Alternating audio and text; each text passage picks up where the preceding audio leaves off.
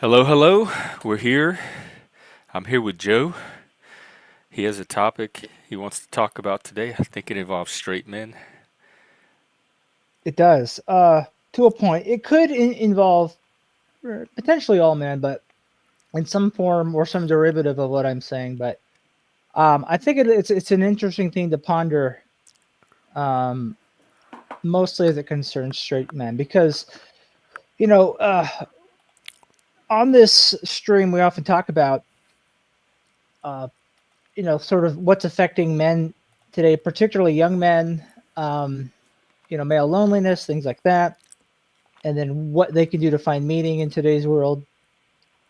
And I had a thought that um, it may be possible that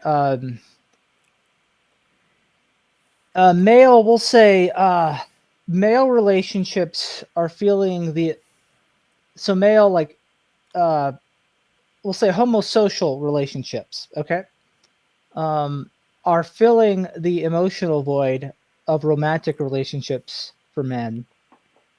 And I'm wondering if younger generations will just fundamentally see women differently than previous ones, largely for that reason. So essentially, um, because uh, a lot of young men, find it difficult to get into a long-term romantic relationship with a woman, pretty much all they have is their, relationships with their male friends, where there's some sort of mutual trust and respect. And if that becomes common enough, then a culture forms around that, and it can become potentially long lasting beyond whatever whatever the preceding events were that led to it, right? Like, there are a lot of things that have led to this, like maybe stuff related to the birth control pill, or uh, change of the economy after the 2008 recession. So we could always say, well, which factors are most important, but whatever the cause is, impacts, if the culture changes in response, there could be impacts that go well beyond, the clearly observable effects of things like that. So I'm actually wondering if, like, this could be a new paradigm going forward. But I wanted to see what folks' thoughts were about that. Well, I could tell you my thoughts. Go I ahead, think Jeff. men have always had male friendships. I don't think that's a new thing that's replacing something. And I don't know what any of what you said couldn't also apply to gay men. So I don't know why it's a specifically heterosexual Well, I guess dilemma. the difference would be mostly among straight men. I think it would have been more common. Like, you are right that close male friendships have always been a thing. But I'm wondering if we're getting to a point where they'll be more and more seen as, a man's, like, primary interpersonal relationship compared to that of a wife. And if, this will cause men to view romantic prospects differently, right? Like, even if they can eventually get a woman, will they view her as a source of emotional intimacy in the same way they might have in the past? I mean, do they now? I I'm not Also, sure. like, I don't think men are ever going to stop wanting to sleep with women. So I don't think that's going to go away because that's But that's the biological. thing: sleeping with women. But how much will they care about the women with whom they sleep? That's the How much do they care now? Well, maybe they don't care very much now. And is any of that related to this? I thought Like, these would be didn't some of interesting. that start in the Middle Ages with the cult of chivalry and it was different before that, and so that was even kind of a paradigm shift. Hmm. So, are you saying maybe we're moving away from that medieval cult of chivalry and romantic love? Could be. It's possible. Um, because um, that was, the chivalry happened in a cultural context, right? It was of what was, what worked for, um, the events of the Middle Ages. And, it had some cultural impact that went well beyond its own time. And so now, I'm essentially wondering, are there going to be further cultural impacts like that? And maybe are we already seeing them?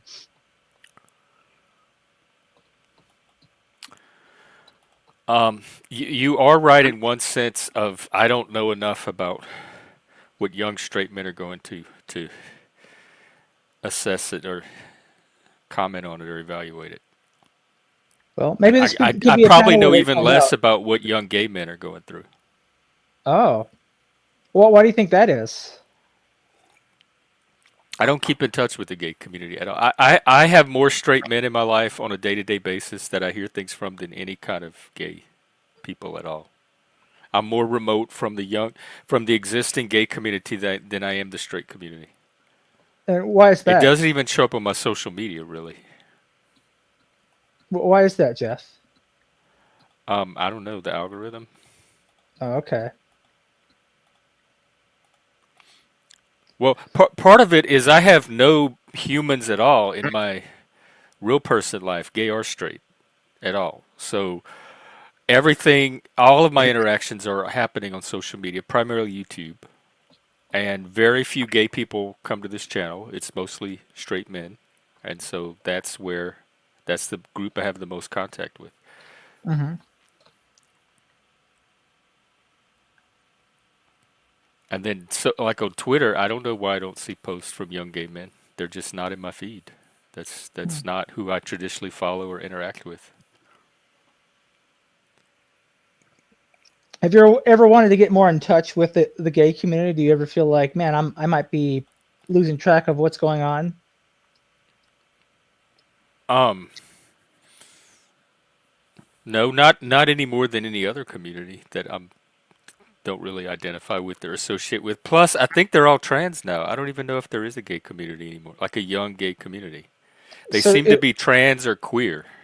so if if you were to go to like an LGBT thing, it would be primarily on the gender identity stuff. So being trans or non-binary, but not so much on sexual orientation. They had a LGBTQ whatever cafe open up a block from my house a few years ago, and I would look in on the events.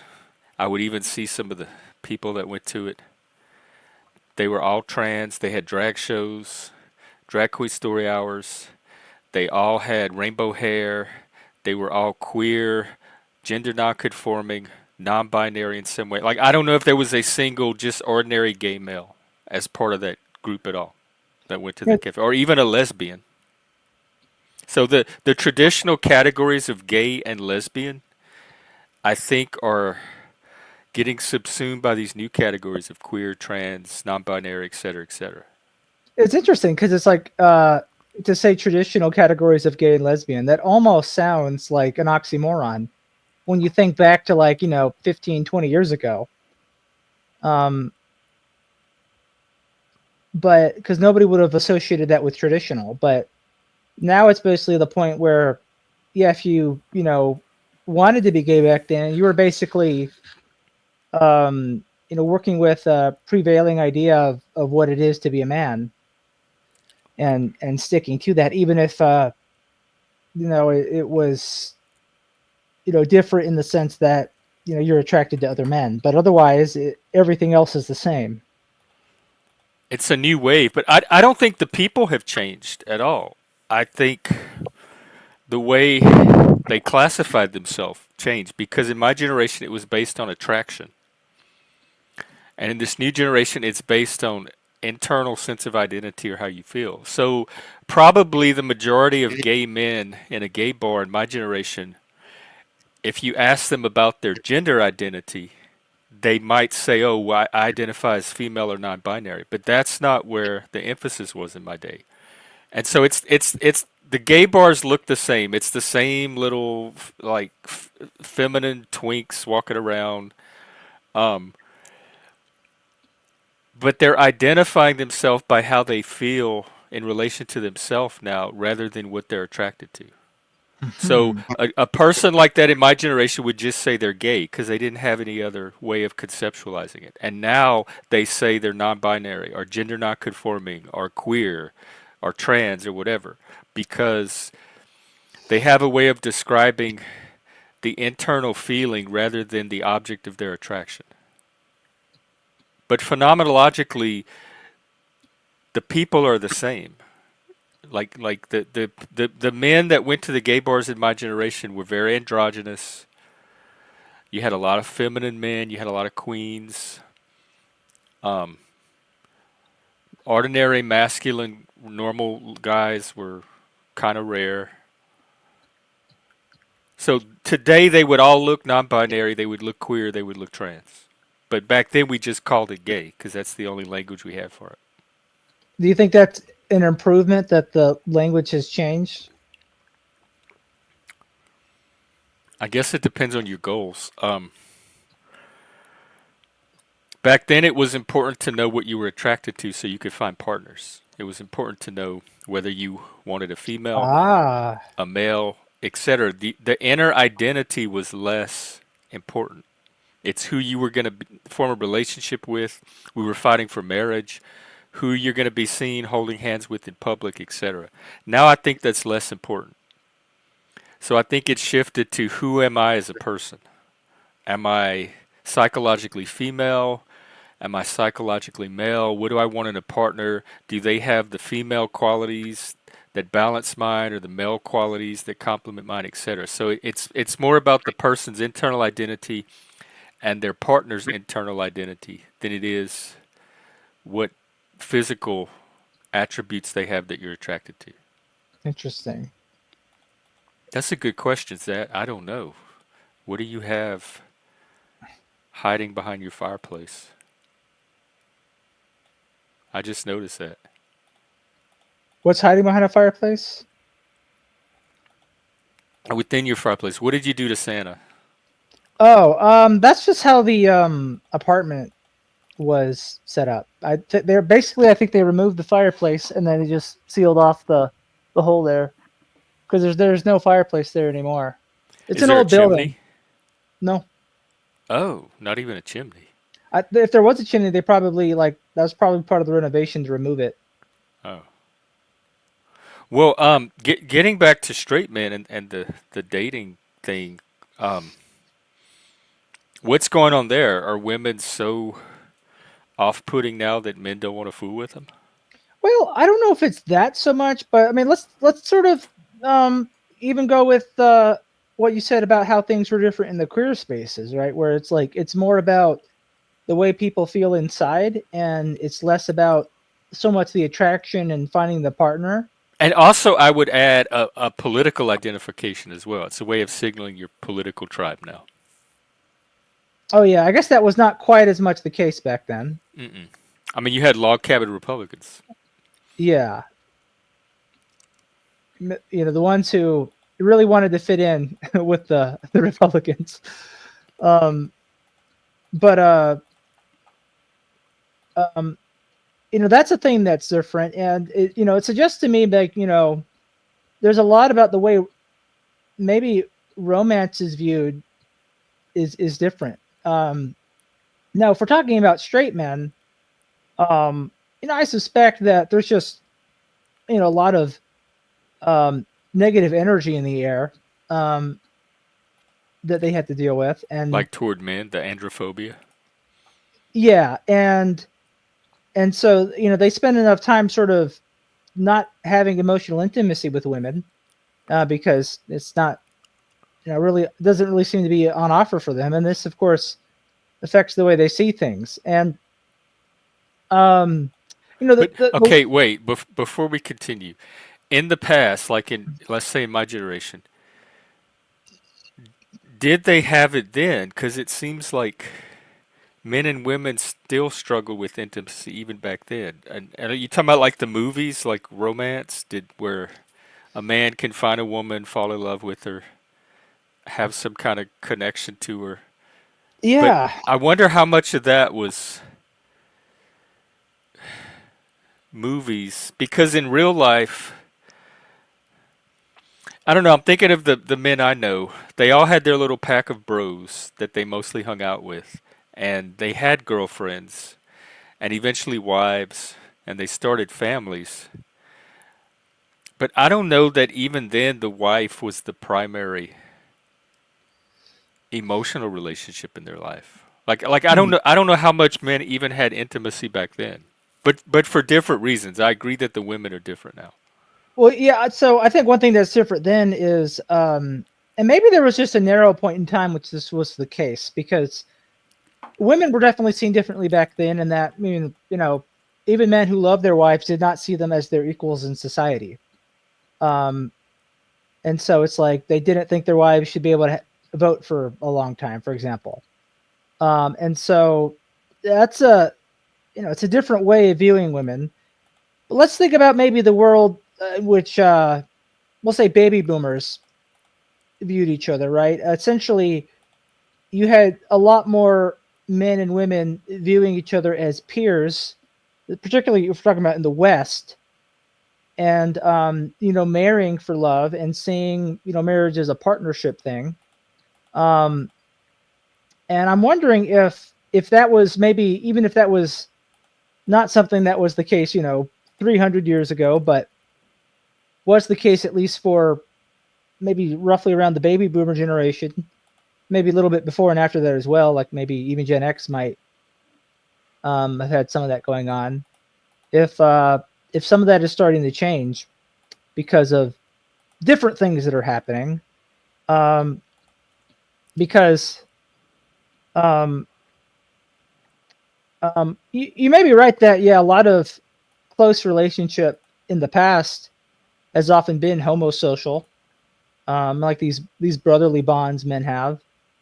Um, but I'm um, one thing that I thought of, I thought about was like how I think about like my own future, for example, and how I feel like it just seems like it would be emotionally easy to just have casual relationships with women, but otherwise, I feel like I could still, my relationships with other men interpersonally would be much more rock solid.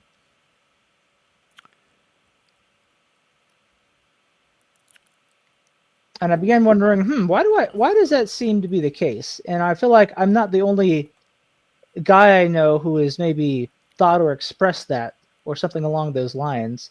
And I thought it was kind of, counterintuitive to what you would expect.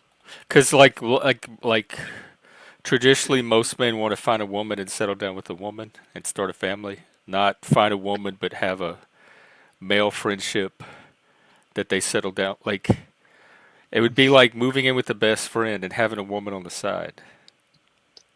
I mean, yeah, kind of. And I feel like something like that becomes a lot more appealing to guys, like where um let's say they finally find women who like them, they could just be very unattached to them, keep them around because they're fun, but most of their deep interpersonal experiences are going to be with their bros.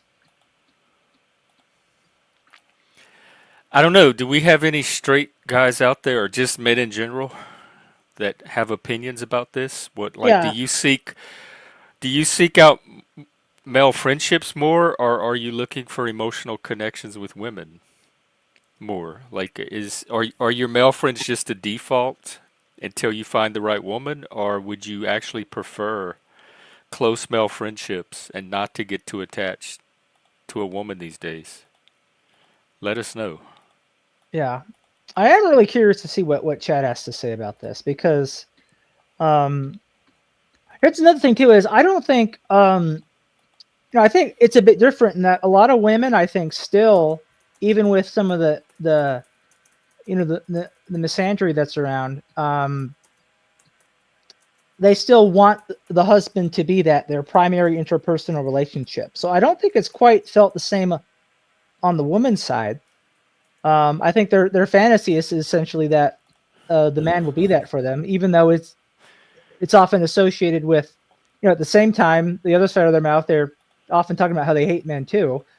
Um, I still feel like that's sort of part of what they're seeking as well, and so it's peculiar in that way.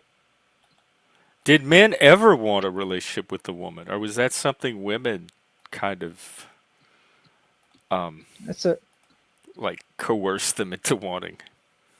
Because that's a this que- makes sense what Lord's saying here. He just wants to bust nuts with women via casual relationships. That seems like a normal male thing to want to do and not have to deal with too much womanly bullshit.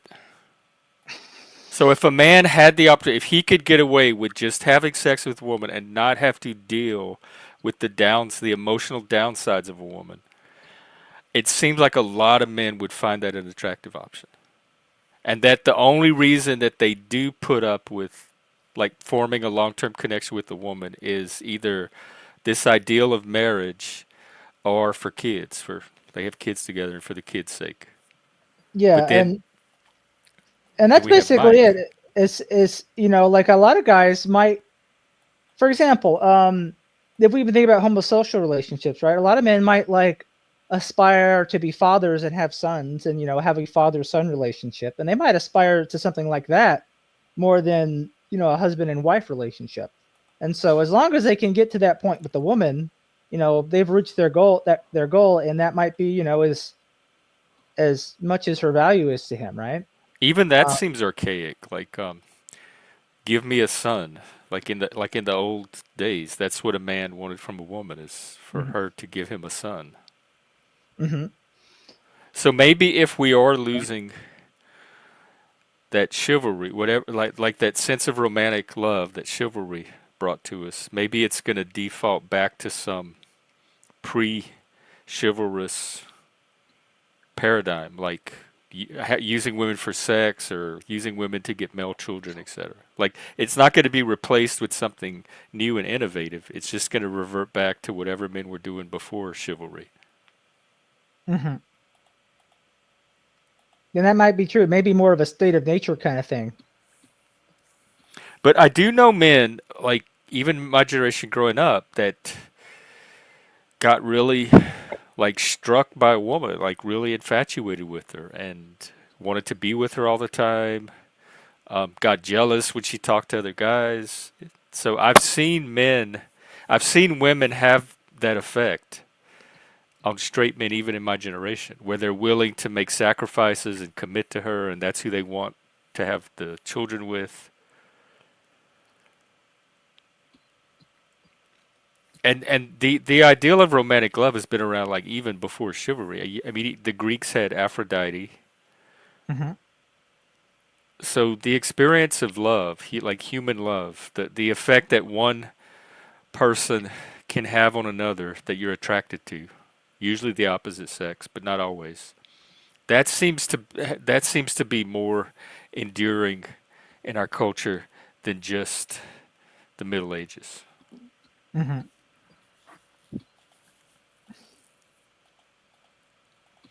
But also, like I think it probably depended on the like I don't know why here in Seattle I see a lot of men like out shopping with what I presume are their girlfriends.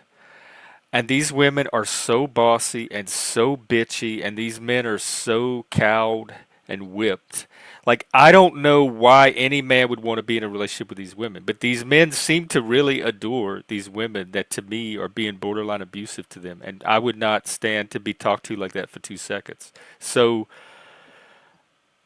I don't know why men would want the kind of women I see today, but there are plenty of men up here that seem to be in relationships with them and not mind their personality.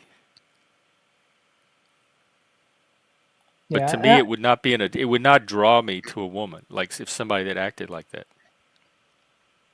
Yeah. I would certainly have a hard time, dealing with someone who frustrated me all the time. It'd be hard to get addicted to that.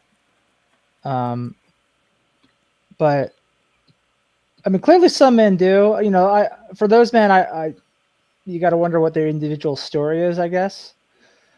Another thing that kind of got me thinking about this is I began thinking about like infidelity, particularly like why when men do cheat, why do they do it? Because one thing I've noticed is that it often seems like it comes from men who otherwise aren't necessarily don't necessarily have a lot of vices, and it's like nobody aspires to be a cheater, and then kind of thing, and then one day they just find themselves in a situation to do it, and they do it. And I began wondering, like, is some of this just has to do with the way men feel emotionally about women, that they're just not that worried about the relationship, not because they were necessarily even dishonest about anything in the marriage, other than I guess maybe the cheating, but the fact that they just never saw the wife as their primary emotional relationship in the first place, and they were never going to. And is it so much? Is it something to do with that? Obviously, every individual, every case of cheating would be its own thing, but that's another thing um, that I was thinking about.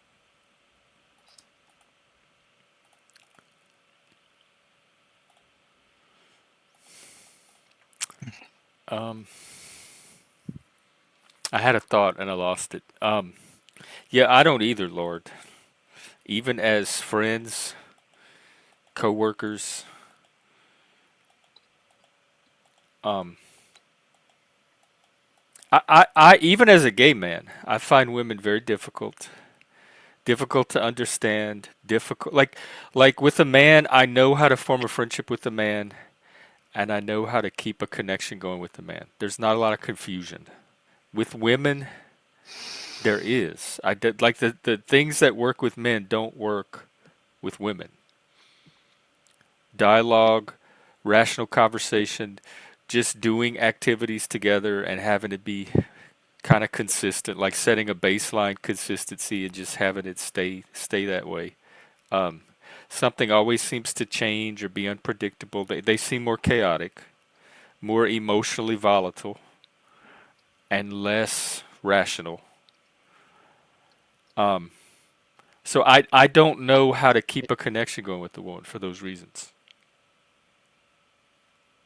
And I think people are going to form the most successful bonds with the people that they can relate to, they can understand, and they can keep the bonds going with. And to the extent that women make that difficult, I can see why they would either find women like that are not like that or find an alternative to women in the first place. Hmm. Yeah, I think another thing too is if there's anything that would be the grounds for a more intimate interpersonal relationship, it is the fact that a man can have children with a woman, and so together you two are like the basis for each other's family, and that's not something you can share with the same sex. Um, and You can have children and form a family. well, you have to go by different routes, Yeah, but I mean, you still can. and If that dream is not out of reach, if that's what people want to do. Oh, Android mates. We didn't even think of that. Um, Hang on, I forgot what I was gonna say. Oh yeah, like and you also had things like religion and churches that supported the union of a male female as an ideal, and you had all this community support for keeping a marriage together and for getting married, entering into the sacrament of marriage, keeping a marriage together, being successful at a marriage long term. You had a whole built-in system of community support that came along with kind of maintaining that ideal. Mhm, And the ultimate reason for it was, like, if not spiritual reasons, was for the benefit of the children. It mhm. stabilized society by giving the next generation a stable environment to grow up in so they had a better chance of success. Yeah, and so like but of course things are different in one sense in that a lot less women are interested in having children these days, and some even get offended at the suggestion that you would be romantically involved with them with the expectation that eventually you'll have children. And That's what weird. and I'll talk about like one thing that, like, um in the election, for example, one of the driving points that the Harris campaign was making was like, this is an election about women's rights, about abortion. And if you kind of like take that as one thing, that if men, are especially young men, are reading the room, it's sort of a signal of, like, from a lot of the women, they might say, oh well, I guess It's just mainstream that young women don't want to settle down and have a family. And how am I supposed to feel about that? I want to have a family. Are there? By the way, I dropped the link, so if other people want to come and join the panel and give you thoughts, feel free. Are Yeah. um are there enough people out there of both sexes that still want children for the people that do want that? Like men that want children, are there enough women out there that also want children for that to work? I don't know if there is. Um, I suspect about as many men want to have children because there's not really been like any social or cultural movements to suggest that being a father is bad. But a lot of I think you know sort of postmodern feminist views on society kind of look at motherhood as a limitation, a restriction, something that keeps women down. If you have So children, you won't succeed in your career. it's not a biological instinct. Is that a myth? That biological clock? It might be a biological instinct, but maybe people go against it because they're going also with the culture. And to a point, fitting in is a biological instinct. And that one's more powerful than procreation Maybe in some for cases it women? is. I don't know, because of the high agreeableness, which is actually high compliance. Because if you look at the other facets of agreeableness, I wouldn't say they apply to all women. I think it's that compliance facet that people mean when they say agreeableness. I always thought it was safety in numbers. Like women are much more invested in being aligned with the group because they need that safety that comes from numbers because they're not able to protect or take care of themselves individually. That could be part of it. So being unpopular among the women, not a good way to achieve that. Especially without a man.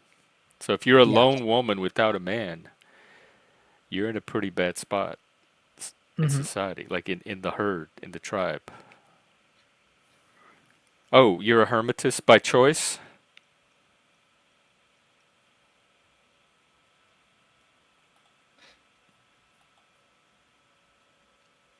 Yeah, I love being an uncle and I love being a teacher. I love being in a role adjacent to the bringing up of the next generation, but I don't want to actually create that generation So you myself. like being a coach or a tutor or a scout leader. Yeah, I would like to help society. I would like to be part of the bringing up of the next generation. I have an investment in the future of society, but I don't want to create that generation myself or have direct responsibility for it. A similar role as like a what you might say a friar in the old days. Yeah, I'm trying to get a job as a friar actually, but they haven't called me. In the How could they not give you that job? I don't know. I had an interview today, and I think I was overqualified. It's I don't it's not the job for me. It was a perfect setting. It was a mental health setting, but it was not a peer role, and I think it's a waste to have somebody like me in that role not being able to use their peer skills when there's the need for it all around me. So I'm gonna. It's like you have to. If you take this role, you have to tie your hands behind your back and not try to solve all these problems that you're probably better at solving than half of the people that are there to actually solve the problems. It's a real disappointment that to be overqualified for a job.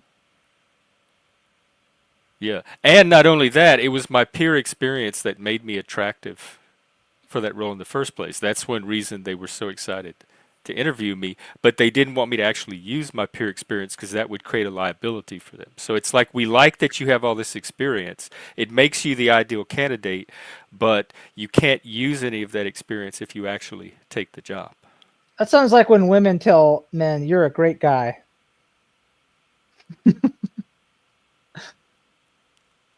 They probably mean it. They just mean not to have kids with. They don't want his genetic material. He must not be that great then. But he's probably great to have around as a friend. He's great for emotional support. He's great for running errands and doing things around the house when they need it. He's a good person to call when they need help with something. Yeah, but like usually, like they'll tell guys that in the context of, "Oh, I'm single, right? I don't like that very much," and they'll be like, "You're a great guy," and what the guy's actually saying is, "I want to get married and have a family. I want to do that too." So if you tell that person you're a great guy, you know, usually it's suggesting that in fact he is great for the things you said that he's not great. I think that's where it becomes, kind of like you learn a lot to hear that and be like, oh, that means I'm not a great guy. Are women looking for great guys? Well, maybe they are, but maybe it's hard to tell. They have a hard time telling who is great and Maybe who's not. he's too normal and like that he's not dysfunctional and fucked up enough. Maybe he really is a great guy and that's the problem.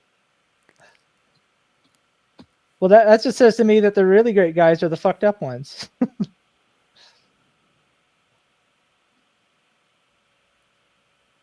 Because a lot of women are just people in general, not even women.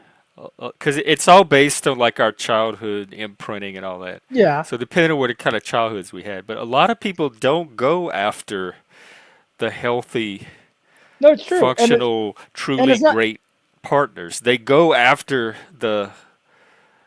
the messed up one, the unhealthy ones. That's what sets off their attraction. and it's not just romantic stuff. I'd say that's really just downstream of interpersonally. We often seek out people like that. So I think people who tend to seek out those kind of partners are probably also more likely to hang out with the wrong crowd in general, like to pick friends that are bad for them. Well, the ones that are gonna, um, you know, um, like drink too much or do drugs, and and sort of be a gateway for them to do those things as well.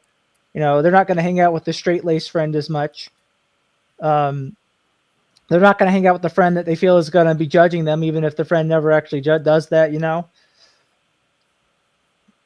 They want to hang out with the people that excite them and are that fun. excite them, but also don't make them feel inadequate. And sometimes, even if you don't ever actually do things to make them inadequate, like I'm gonna tell this person off, kind of thing. Sometimes the very nature of you standing tall makes people feel like they're in your shadow. I know. Believe me, I know.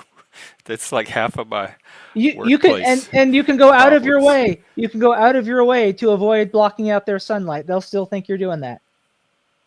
I know, but that's their own insecurity. That's their own Exactly. inferiority complex. So There's nothing you can do about it. I think that's connected to all this stuff, and they it probably has to do with their choice of friends. Probably has to do with similar self-esteem things from their upbringing, and whether it was their parents, whether it was the other kids in school, who knows, right? But things like that. Most of my friends are based on relatability. I'm most drawn to people I can relate to. Like Right. they have similar experiences as me or outlook or psychological makeups. I can understand them. They make sense to me. That's mainly what determines the longevity of my friendships. If they're It too alien to me, there's less of a there's less potential to invest long term and keep it going. yeah, It just gets too awkward and too weird it's after a while. it's the vibes. I was thinking about that today because at my interview, they had me come in. The lady that greeted was real friendly, and then she sat me in this little lobby, and they were like kind of doing their thing. But at the same time, I got the feeling they were because it was only me and two other people in the little lobby area, staff members, that they were trying to read me and get a sense of me, but it was all nonverbal. They weren't looking at me, but there was something in the air, and I remember thinking, this is vibes. This is that vibe stuff. They're trying to get a sense of who I am without actually looking or talking to me while they wait for the person to come and get me for the interview. And then I started doing it back. I started to kind of get a sense of are these people I think I'm going to be able to work with? What's the feeling that I'm getting while I'm sitting here about this place based on the two people in my immediate environment? And I started to kind of I started to kind of see how the vibe thing might work. And then at some point in the interview, there was a shift. I could tell. And it was the way I answered one or two of the questions.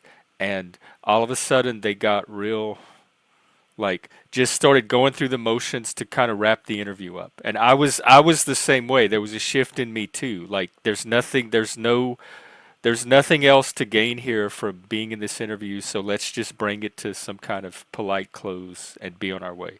And it's like it all happened at the same time on both ends. And that was vibes. Interesting.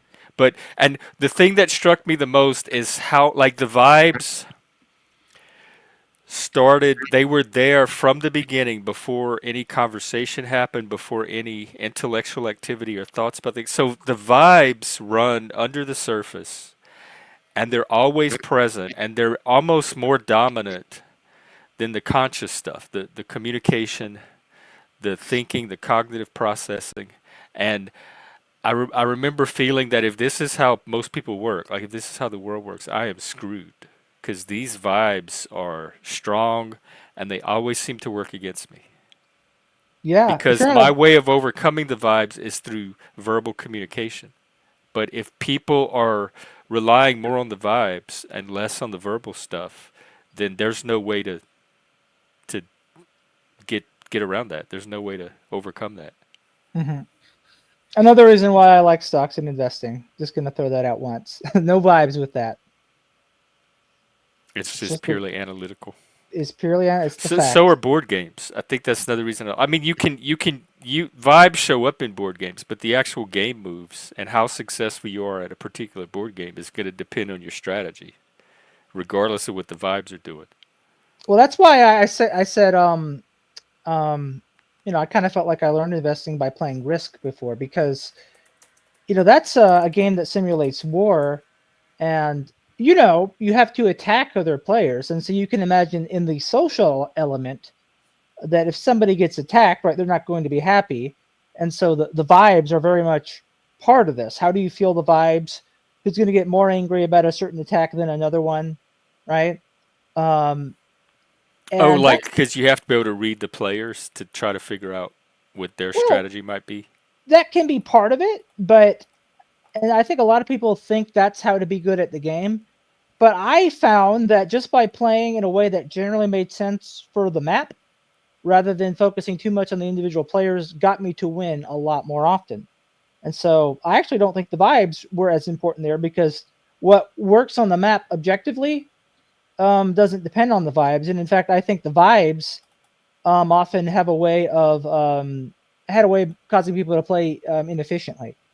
And so I would try to think about like, well, I kind of developed a theory for it that I called pressure theory. Um, and I feel like if you could kind of understand what the vibes were, that could sort of help you with your timing a bit. But otherwise, you're more likely to win if you play in a way that's more reasonable for the map. So yeah, but interesting when we talk about vibes.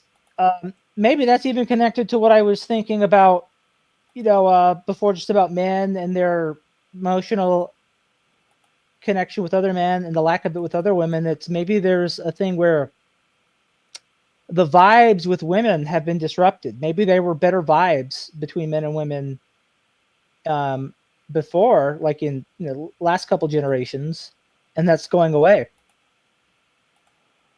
I think of vibes like even animals read vibes. A house pet, a cat, Mm-hmm. a dog. They go out. They're like almost better at reading vibes than people Oh are. So yeah. they totally go off of it. So I associate vibes with the primitive and the animal, and conscious verbal communication is specifically a human strength. And so as humans, I prioritize that instead of the animal stuff. But it's so I don't know why people would rely on this animal like method when humans have developed something so much more advanced than that. So it seems like reverting to a prior evolutionary state. And I think that's why I don't like waste a lot of time or put a lot of stock in vibes. But people are animals. Like, of course they're going to use that animal side to Yeah, assess other animals if they have that ability. and they have feelings, and they might not often think very hard about logically what are the consequences of something. They might just think, "Oh, this makes me feel good. I'm going to do it." Yeah, I mean, I even do that too. But in my mind, there's some kind of like verbal rationalization going along with it. But if you take that away, it's the same thing that the animals are doing, just following the pleasure of the moment. Hmm.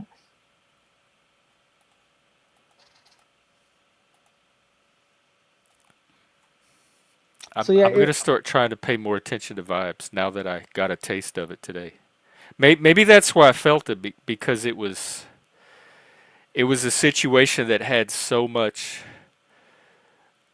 momentous significance from my life. Like I was very alert to, am I going to get this job or not? So it allowed me to tune into vibes in a way that in my day-to-day life I just don't need to worry about vibes. They're not that crucial to my survival. yeah, um, and yeah. So like one thing that hurts the vibes, for example, is if we think about the misandry, right? Like in the air, I suspect that um, to a point, young men can sense that. Like when they're interacting with women, they can feel it, and they find that off-putting. Right? Like you can tell the difference between. Sometimes you can, anyway. Um, a woman who is uncomfortable around you, and then a woman who is very happy to see you, for example. Um, and if like a woman touches you, right? She's clearly like not afraid of you, right? If she puts her arm on you or something, um, then the vibes are good. Um, and I wonder if young men are getting less of that, and so I wonder if it's a vibes thing that's leading to this lack of.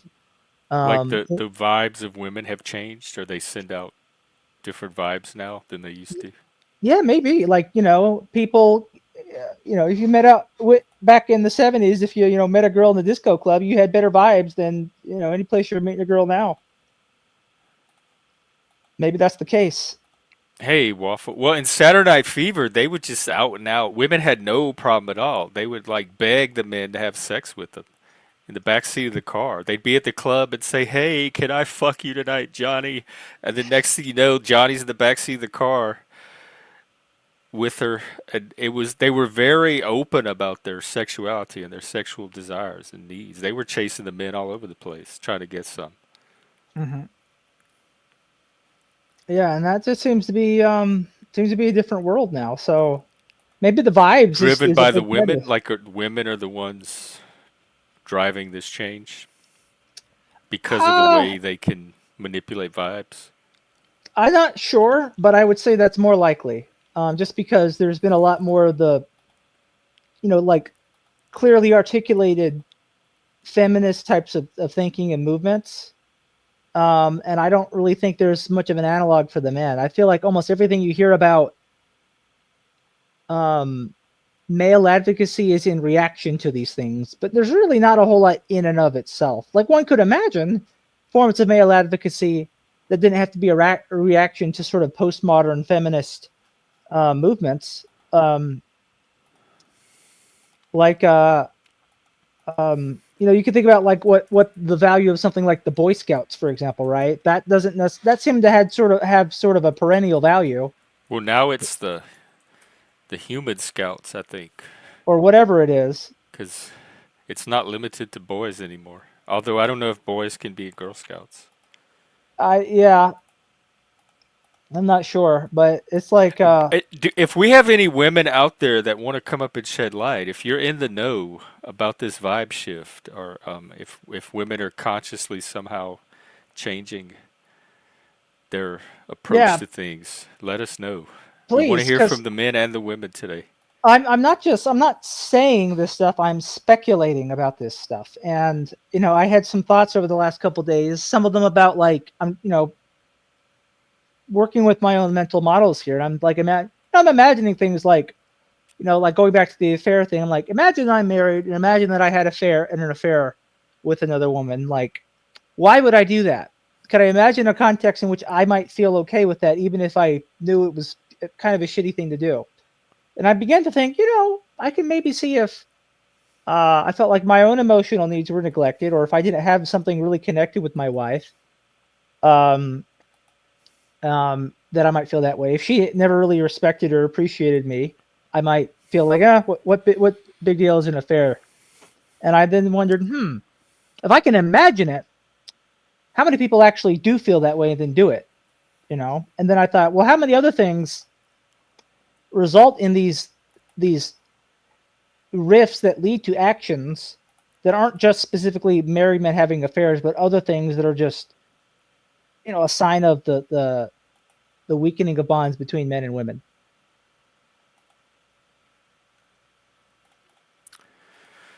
And you think the bonds between men and men haven't changed, but like they're still intact and they're kind of what they've always been or have been for They're a while. they're still intact, and maybe they're strengthening because they might be all men might feel like they're all each other has anymore. Yeah, I see that even with gay and straight men are coming together for the same reasons because they're experiencing that same androphobia. Yeah, and like I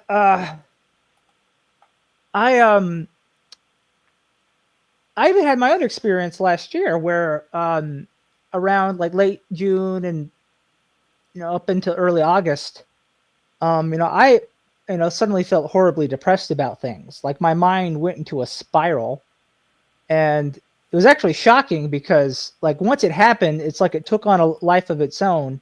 And even though I could sort of step out of myself in some moments and be aware of it, it's like I could see myself losing my mind almost and could not stop it. And the key turning point for me was I was talking to a friend of mine that I know online that I met through the intellectual dark web stuff, um, named Daniel, and he he basically said, "Hey, I'm about to take like I just like scheduled a 2 week like staycation from work. Why don't you come over?" And he lives all the way in Wisconsin, and I said, "Okay, I'll do it." I said, so I got a plane ticket, flew out there. I spent a week with him, and I felt so much better almost immediately. And uh, when I came back, I did not go back into that, and it was sort of I think what had happened is that as I progressed into the year, I had gotten so self isolated um, that um, my mind was kind of just losing its stability, like I was losing my grasp on reality emotionally, not factually, like I wasn't hallucinating, but um, I was losing sense of what to feel about anything, and um, it was I don't imagine that um, there are really many or any women who would have offered that to me in the same way that Daniel did. And then we talked about some of the things, and there are things that he's felt similar things before, um, and um, and we talk about, in fact, how hard it is even to discuss it with women, especially if we're talking about women close to our age, because um, one thing I have noticed is that women that are close to your age, especially I guess if we're talking about younger women, maybe older women change in this regard over time, but they really seem to be put off by men having a bad day. Like if a man's feeling sad or whatever, I've just noticed they just like it's like you're forcing them to watch like a really uncomfortable movie or something. And they just don't want to hear it. They don't want to see it.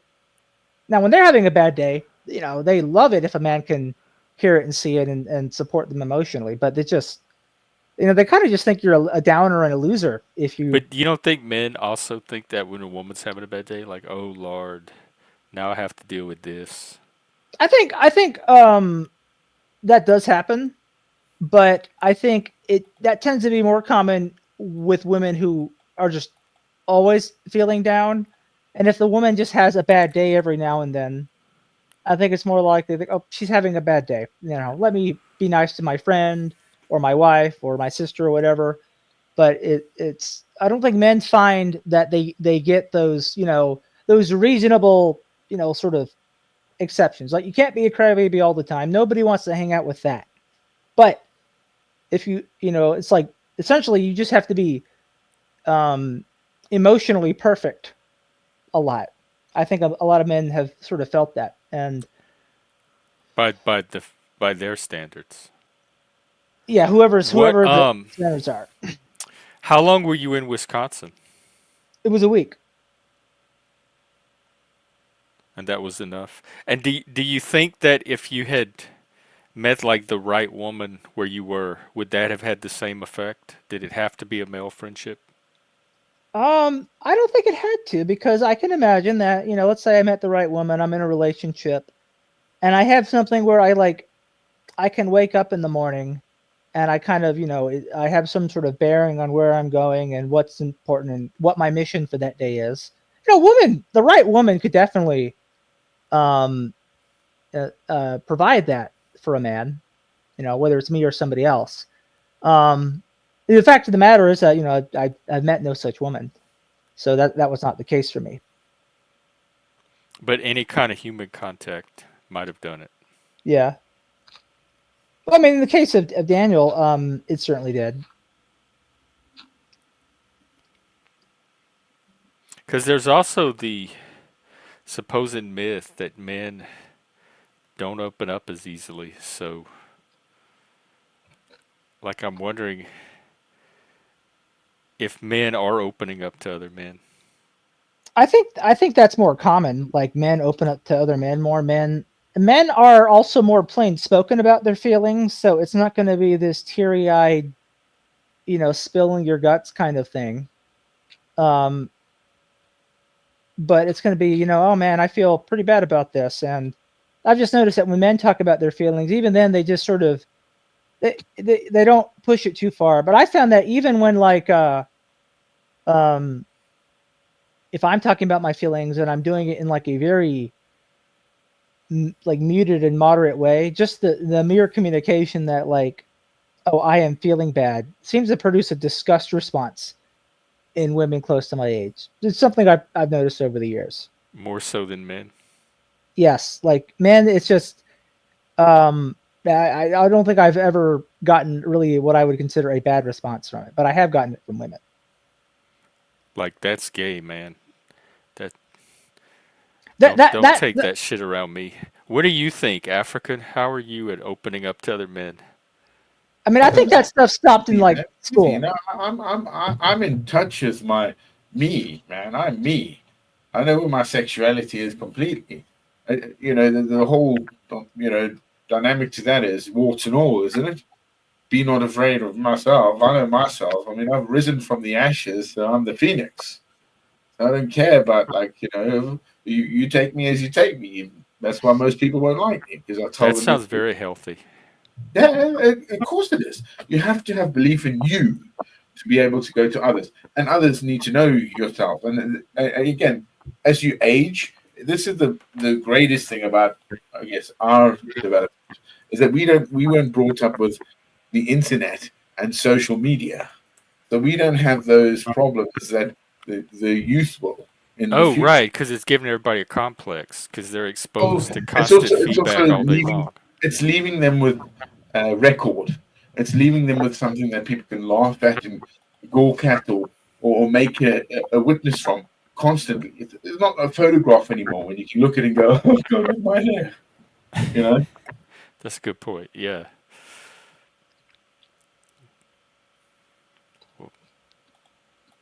Well, how are you? What's going on?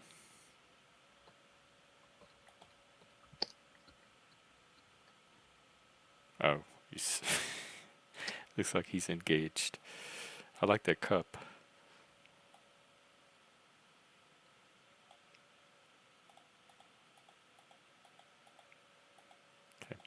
He's quiet still.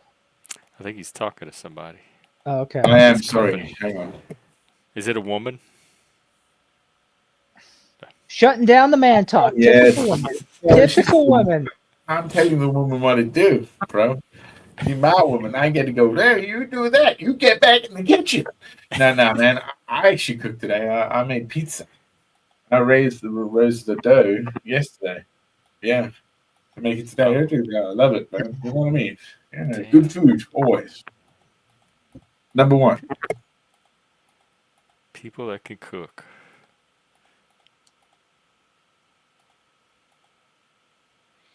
Well, do you have any thoughts on women or secret insider knowledge about women?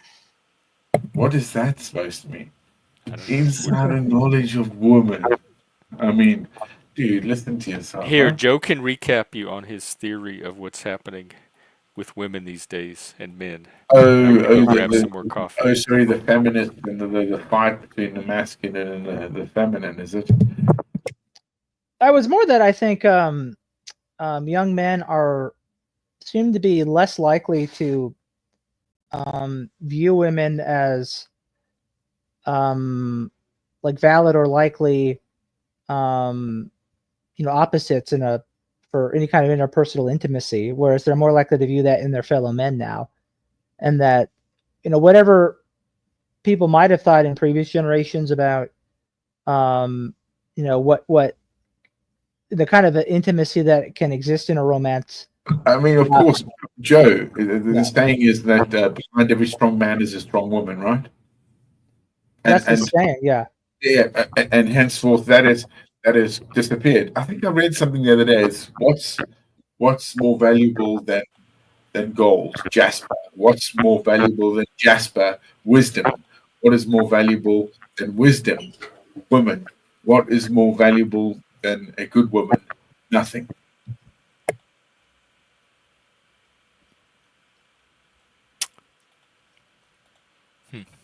Well, yeah, I guess somebody with a good woman might agree. Well, look, it's because generally how we brought up, right?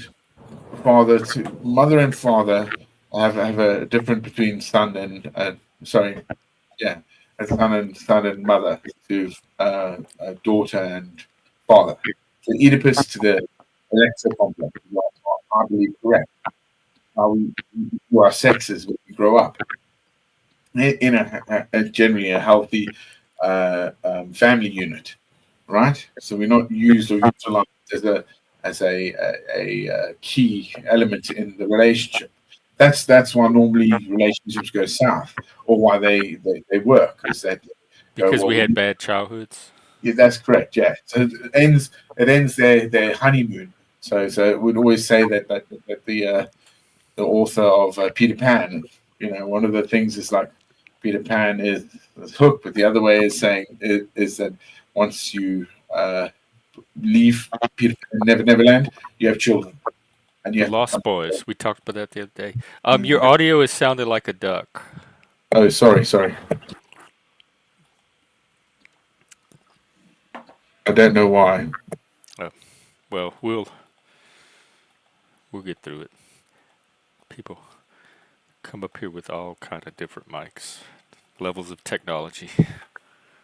there's only one mic here. He's not even here. He's never truly gone. Yeah, he was in the chat earlier. Hey, Mike. I think he is our only mic. I don't know that we have another mic. Mr. P. Ah, thank you, Mr. P. That's what I think of him as. Well, he also is been away for a while, so I was thinking about that the other day. I hardly ever see Shameless. I know. And she's so cool. She actually tried to hook me up with a chick. That is cool. Yeah, That's a good way to meet women because Shameless, she's a good filter. She has a sense of who you are or what you're not looking for in a woman. So she's not going to try to hook you up with somebody that she doesn't think is going to have a chance with you. Yeah, and although I will say that, so she got like us in contact with each other. We spent like an evening chatting over WhatsApp. It went. I thought it was a pretty nice conversation, and then she just never replied again for no reason. The vibes. The vibes. Yep. The attack of the vibes. That's not to say that I'm mad at Shameless. I It's bad, by appreciate the the way. effort. Testing, testing. Am I still good or bad? Um, You're bad. That's why you have a woman. I'm not sure. Talk a little bit more. Hello. How's it going? You I alright? it sounds okay to me. It might start Yeah? up again, but Am I still Googling it? Or Googling, as you said. Sorry. I don't know. We'll see. You just keep going, I guess. Alright, alright. So yeah, you were talking about like how you were raised, how you were brought up, and how that determines much of it. No, this is how is one brought up, not myself. I'm Yeah. talking as one is brought up. And the relationships between their mum and father, the sexist issue, right? So you guys are saying why women aren't this is probably because uh, I guess that feminism in 2.0, I don't even know where it is screwing it all It's up. I think it's on four now, fourth wave. It's poor. It's hilarious, isn't it? Where it comes from, and people forget why it's there. Jesus. Jesus, indeed. What Yeah, would that's a Jesus good do? point because we're also trying to work out our mommy and daddy issues through our partners as well. So depending on what that was like and what particular complex we have around that, that's gonna determine what we're looking for in a partner. And so all these great guys might really be great guys, but they don't fit somebody's particular daddy complex who Hmm. may not have been a great guy. Yeah, yeah. I mean, yeah. I mean, that's probably it as well, in some ways. But men will also use that against women because women. I mean, don't get me wrong. Why gay men are more promiscuous because you can just have sex and fuck off. As There's a less woman, generally, there's consequences. always risk with that. There's always a goal to aim for. A Generally, goal's a goal. well, you know what I mean. Yeah, there is less risk, except as we saw with the AIDS virus. Yeah, no, not in terms of that. All right, and this is that is always the risk for how much sex you have between any sexes. All right, it's the risk of impregnating, making the problem. Yeah, Yeah, the men power have. of two together makes another human. Bang, you know, it's a Yeah, very powerful thing that we have from a very young age when we become, and you're sexually aware aware. of it. You're aware of it Yeah, pretty early, like exactly. this Yeah, power that you most people have aren't. if you They're driven fuck by up their and use it the normal. wrong way. Yeah. And so, but there's a lot of that gain the way they see their father treat the mother or the mother treat the father or whatever, vice versa.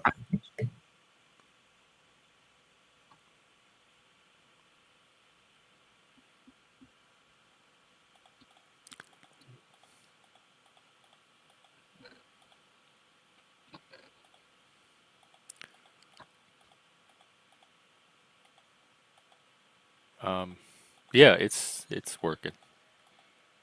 Who's that in your logo? That's not you. My And who's logo. that? Your avatar. It What's looks that? like Where? Oh, it's a AI version, a cartoon version. It looked like Andrew Wilson for a second. Your little picture. Oh, yeah.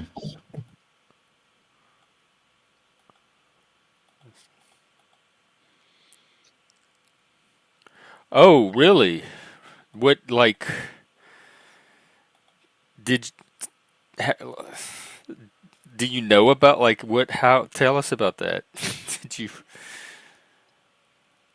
did you find out then or after the fact or just heard about it down the road?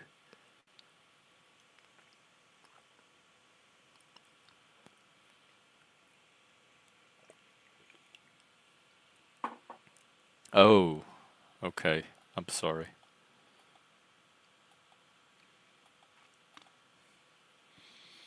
Yeah, that's the risk in modern society.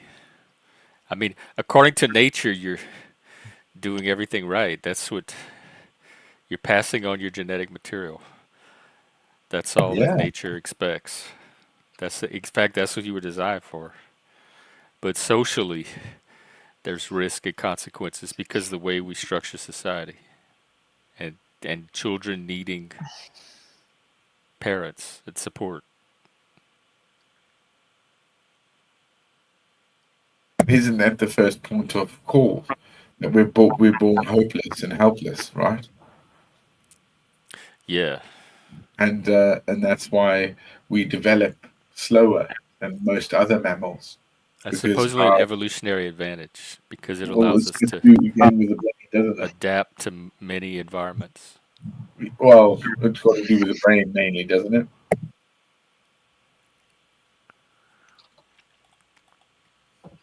Yeah, I hear that a lot. Like, I only have to be better than my father was. If I could at least do that.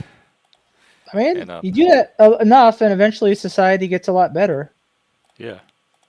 Some fathers did not set a very high bar to clear in the first place. To me, it's the ones that had the perfect fathers, like the really great dads, that it's a standard they're going to spend the rest of their lives trying to live up to. Oh yeah.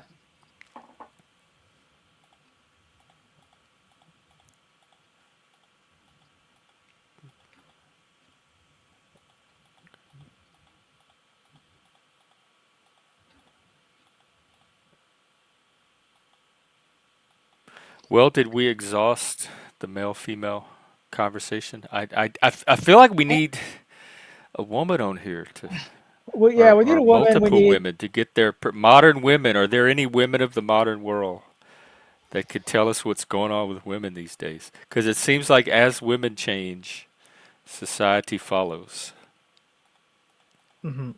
which that to me seems like the opposite of a patriarchy. Yeah, I don't think we have exhausted it. I definitely think there will be times where we stumble into it again and revisit it. It was a good So, topic. you know, at the peak of the Ottoman Empire, yeah, those guys used their kingdom as a great harem, right? Hmm. Yeah, so they were just using that as a all fucking find the beautiful woman, find that genetic, and fucking fuck it, you know, and let's have kids and let's try. Yeah, so the genetic idea is relevant here as well. And now, what is it? We're using sex, and that whole point of how we have to like, uh, as Western men, go out there and present ourselves to women and what they expect. Correct. Hmm. So yeah, why'd you change that? Do you change that? Or you just say fuck it? There's another woman around the corner.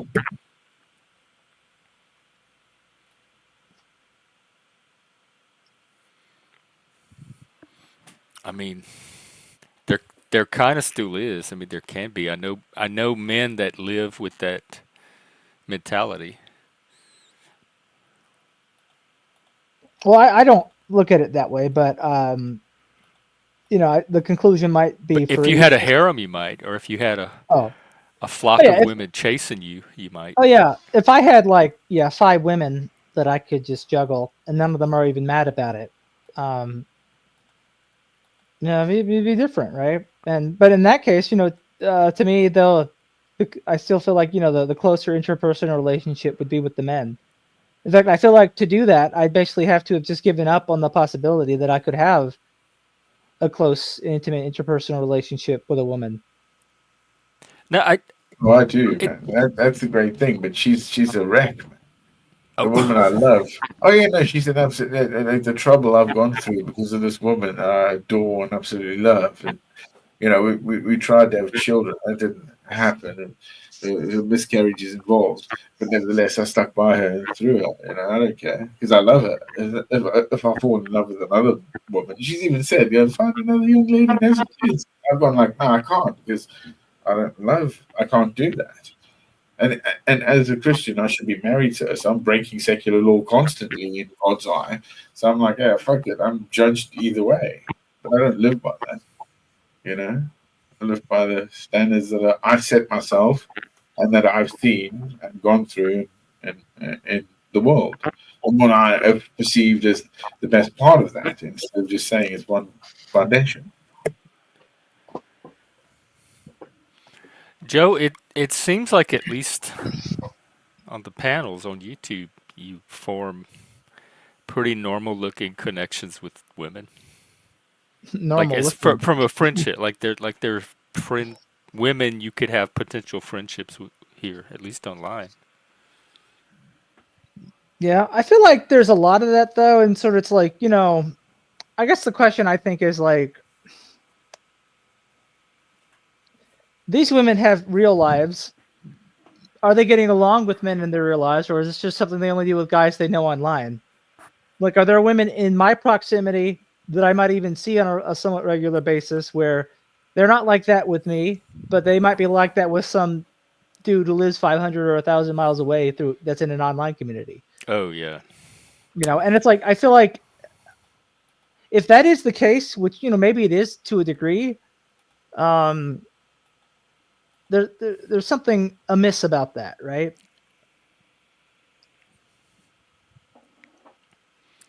I don't know. It maybe it's normal for people to play out the sides of themselves that they don't get to play out in real life here online.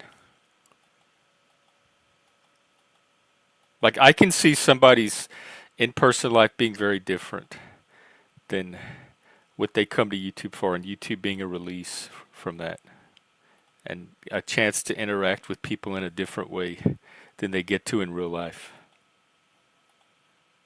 Yeah, I can see that to a point. So how long have you guys ever lived with your partners for?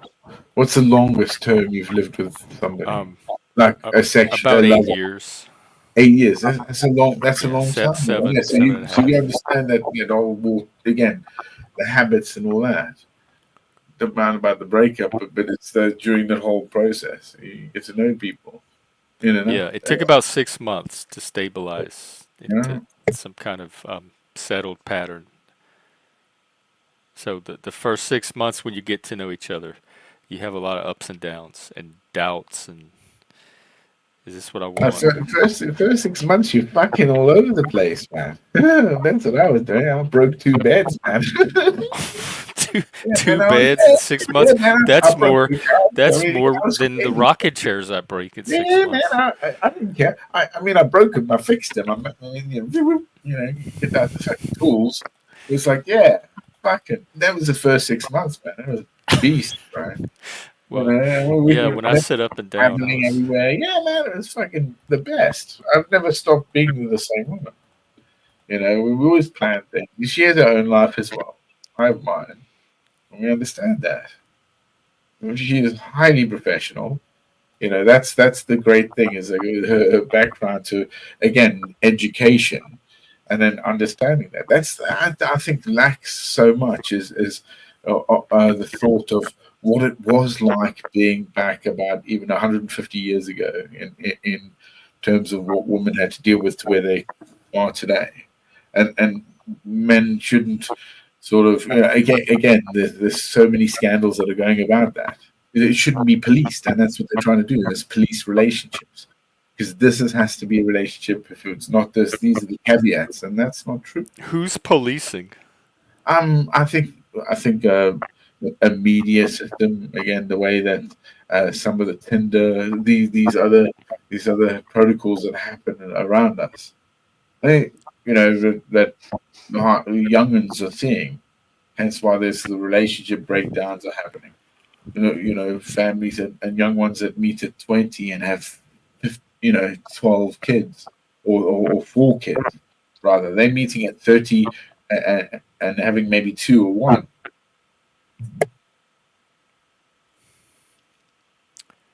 Hmm. I mean, I don't know. I'm trying to think if I've ever been policed. My thinking is, or my thought is, What business is it? Like if you're in a relationship with a person, who cares what everybody else thinks? But I guess people do care what other people think. I Because of don't the know if it social would media element, affect isn't the it? relationship. I think it's getting worse for the youth, not us. We can. I mean, generally, I mean, you like younger guys. So I don't go for younger women particularly, but I have a lot of young women that try to jump on me. So, oh shit.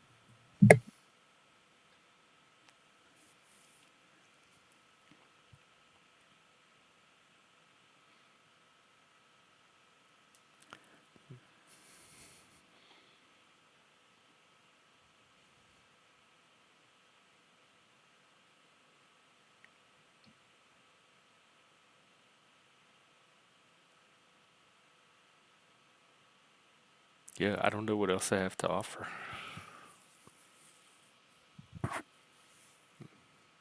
I think every person is different. I think every relationship is different because it's a combination of two individuals that are all different. But I also think there's patterns. Oh, was that vibes? Oh shit, man! I was speaking. I was mute. I was fucking mute. Oh, Holy shit, man! No, I'm joking. well, I'm drinking a really good wine tonight, guys. I saw that Luna, the fires. It was crazy, and it's in L.A. It's like in a. It's not out in the woods. It's in the city. Let's see. What is that?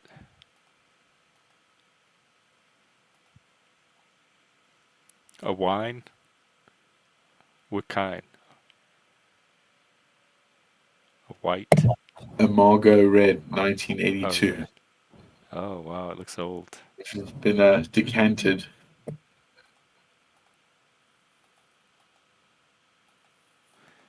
I thought it was a forest fire. You think somebody set it on purpose? What The in California? Yeah, the Palisades. I mean, how the hell in wintertime? Oh, California, the Golden State. Is it hot there? It can't be that hot. It says it's the most destructive fire in Los Angeles history. 70,000 people under evacuation. Almost 3,000 acres ablaze. Wow. Wow, they're getting cooked. They're frying. Seriously, 70,000 people. Damn. That's not right, is it?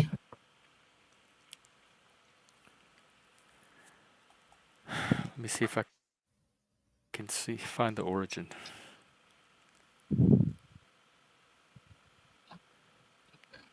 It was strong wind. It winds. So there was a fire.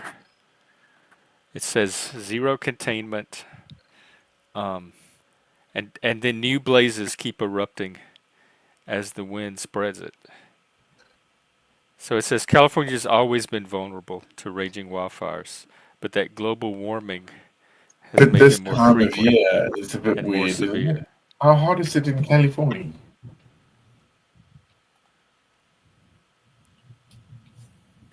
I wish they would get to how it started.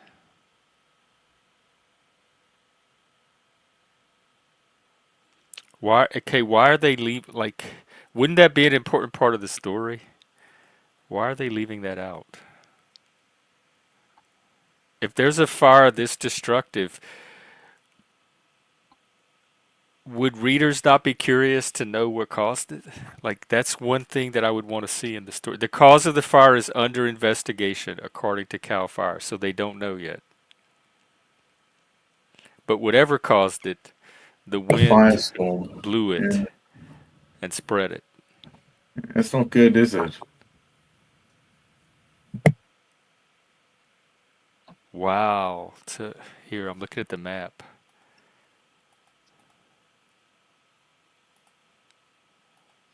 It's this Only two whole dead though, entire so area. that's not too bad. Yeah, what for, huh? You think it's Russian, huh?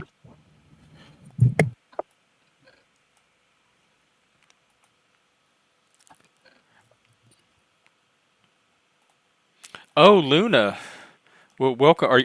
Is that where you are you down there where it's happening? I hope you stay safe. I hope everybody down there does, and definitely evacuate if you're yeah, good. I'm glad that you feel like you could chat here. That's what I want. I want it to be a place where people can come and have their conversations. Man, show me that map again. Where is and I want to ask, does anyone know where like LA is in that map you just showed? Yeah, well, let's look. To where the wildfires are. I know a guy there. Don't get me wrong, Let's see if I can get a better map. he has a real estate out there.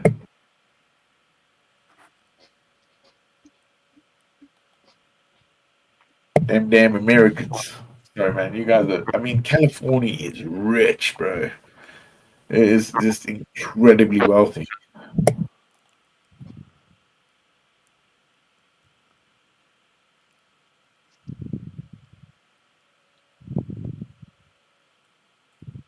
Okay, here's a little better. It doesn't show the actual fire, but it shows the geography a little better.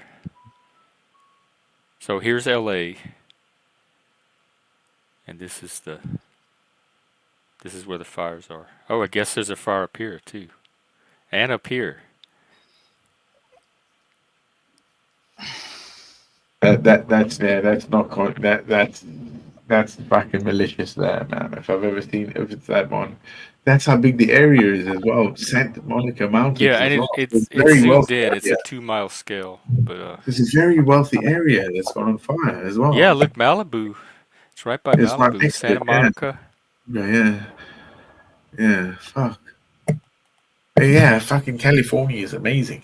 By the way, we know it for LA, but no, man, I California, guess yeah, man. it's. It's the I'm first not fucking too area. amazed by it. I'm amazed, but for very different reasons. Well, have you ever seen one of them cicadas? I'd love to. I've never seen a tree that big in my life. I'd Oh, love to see Sequoia. a square. Yeah, that's the one. Yeah, a fucking what? No way! Wow.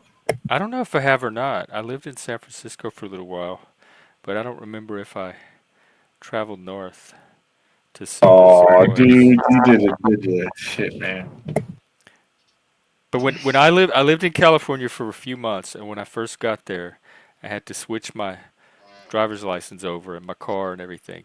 And California is so overregulated. My impression of it after doing that was the amount of hoops you have to jump through just to do that, or like 10 times more than any other state I had lived in. And I was already getting frustrated with the bureaucracy there. And this was back in, what, 98?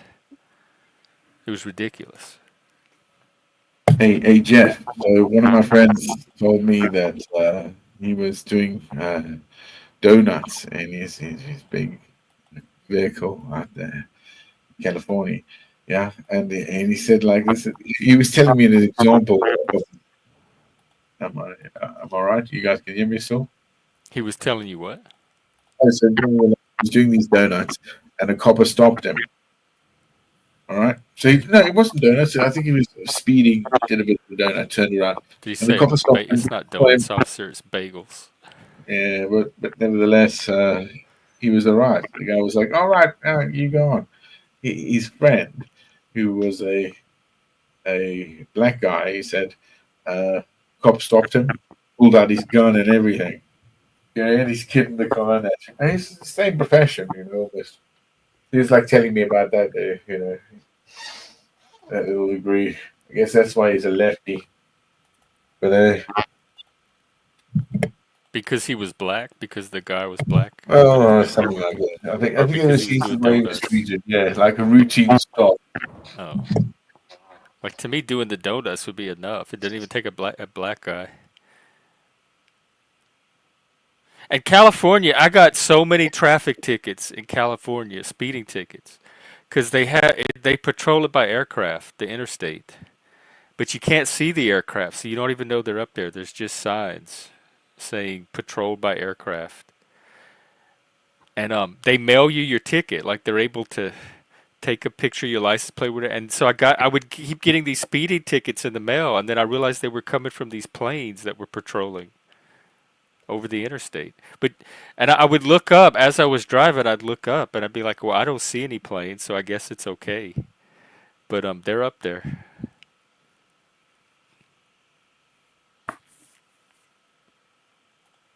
And again, that was 1998. They had all of that bureaucracy and all of that high tech Oh, you were regulation. driving then? Yeah, in '98. Yeah, Kelly, you're I was old. so glad to get out of that state. I'm I glad bet, I man. didn't try to put I down bet. roots there. Jeff, man, Jeff, good to meet you always, and you as well. Where are you, Joe? Are you in a pub or you at home? That Oh, used to be a fireplace. We should crack that out and make a fireplace The there. fireplace again. I don't think he Yeah. goes to pubs. Oh, it not was a coffee shop. not to drinks. No. Yeah, not for drinks. Yeah, chill, man. I'm going to a bar tonight to do trivia with a friend, but we don't drink when You we know, go. yeah, Oh, no, it's cool, man. Yeah. You seem like the straight, well, proper sort, you know. Oh, yeah, I love getting drunk, man. Fucking A, man. are you drunk now? No, not yet. Oh, Got some time to go. Uh, but it is cold here tonight. It's got about -6 at the moment. You know, I try to get up early, 4 o'clock, go for a good fucking walk. Really crisp, fucking cold. It's good, man.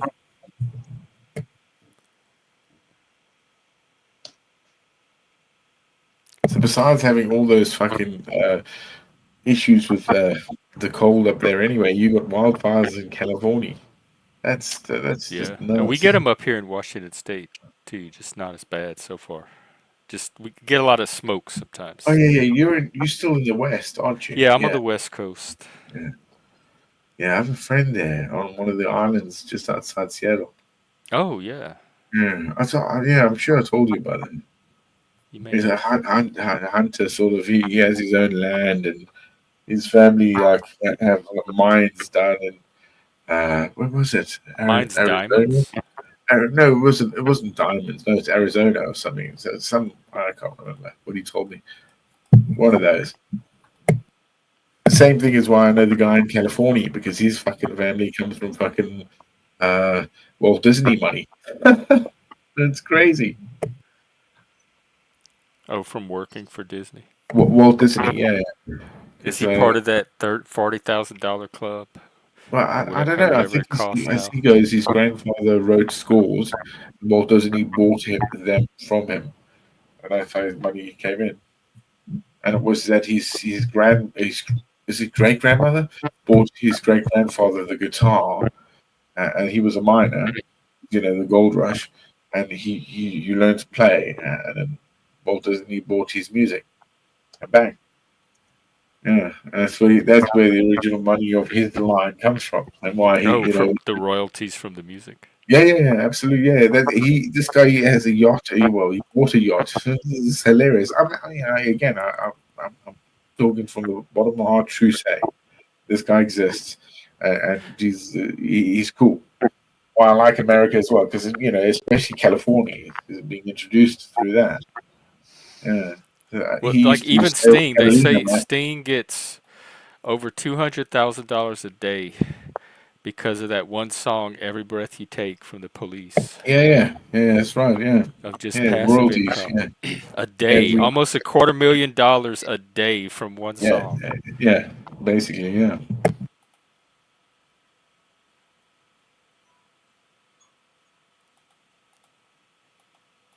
All right, Jeff. Well, I think we're kind of at the end of our topic for the day, and I need to get going. So, um, Okay, it was a good one. Thanks for bringing it. Oh I yeah, guess shit. I'll see you Yeah. Saturday.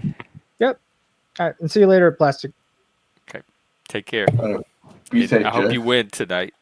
Do Oh, it well. just runs off quick, huh? All right, I think I'm gonna wrap it up too. All right, Jeff. I'm sorry. I'm busting your balls. Be No, safe, you, huh? you didn't bust my balls. Or I don't Yeah, remember you busting my balls. yeah. Um, I probably would have fought back. Let me Done. see who's. There's nobody really streaming right now. No, it's all good. Don't worry, man. I just wanted to come in and say hello, be safe, be good. Yeah, well, I'm glad you did. We'll see you again, and enjoy your evening. You too, man. You be And safe, huh? you too. Stay safe. I do like the rock you do. You Oh, always know. I was rocking in my interview today too. That might be another thing. But they didn't seem to really be reacting to that Yeah. much. Have you ever tried to like to literally stop? No, because Like I don't even notice I do it. So even if I tried to stop, I would start up that's a again and mental not even disposition. realize it. A mental disposition then. So you've kept that in there. So all you know, all you talk about, and everything you think, again, take it back to the point. That's what's the lovely thing about like the loop of your soul, where it is, and where it comes I don't have a soul. from. Ah, you do. The Of course you the bloody loop of the soul. do. We're all blessed, brother. We are all blessed. We're all saved. As I Time is say, a flat everyone is circle. open. Yeah, more than ever, man. Yeah, Talcott's live. I can send you all to Talcott. Tommy's. He's chatting with Illuma Tommy right now. Be So safe. Be good. go. You too. Well, Bye. take care. There you go. Go tell Talcott hello. And I'll be out tomorrow. Tomorrow I think I'm gonna go. Uh, I have a plan tomorrow. Tomorrow morning. I might stream a little earlier, and it may involve me ending up at the KFC and getting some chicken. So we'll see what happens tomorrow. If not, I'll be out at the usual time, and I'll see you then. Have a great rest of your evening. Do something fun. Keep being cool or hot or whatever you consider yourself. I like you. Most of it. Almost all of you. Talk to you soon, Ricardo. Good seeing you. Oh, you too, Plasma. Thanks for showing up as always. And, I'll see y'all again. Take care.